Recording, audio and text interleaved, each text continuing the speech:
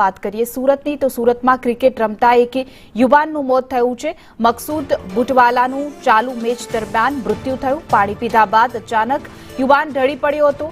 Cardiac એરેસ્ટના લીધે મોત થયાનું અનુમાન છે। રાંદેર ખાતે આવેલા ક્રિકેટ ગ્રાઉન્ડમાં આ ઘટના બની હતી।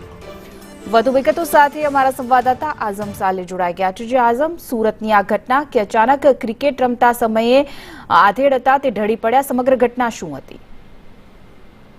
જે પણ મનુષ્યનો જન્મ થતો હોય છે એની મૃત્યુ નિશ્ચિત છે, પરંતુ તેનો સમય તેને ના ખબર હોય છે। તમારી સામે છે કે આપણે અનેક વાર જોયું છે, ગરબા રમતા, ગીત ગાતા અનેક લોકોએ જીમના અંદર પોતાનો જીવ ગુમાવ્યો છે। ફરી એકવાર સુરતમાંથી એવો વિડીયો સામે આવ્યો છે કે જેના અંદર 25 સમાજની ક્રિકેટ ટુર્નામેન્ટ ચાલી રહી હતી। તે દરમિયાન અચાનક ડ્રિંક્સ પડ્યું હતું અને ડ્રિંક્સના દરમિયાન મકસૂદ અહમદભાઈ બુટવાલા નામના વ્યક્તિ જે છે તે પાણી પીધું હતું। પાણી પીધા બાદ એ જમીન પર ઢળી પડ્યા હતા અને ત્યારબાદ એમને બેભાન થઈ ગયા હતા।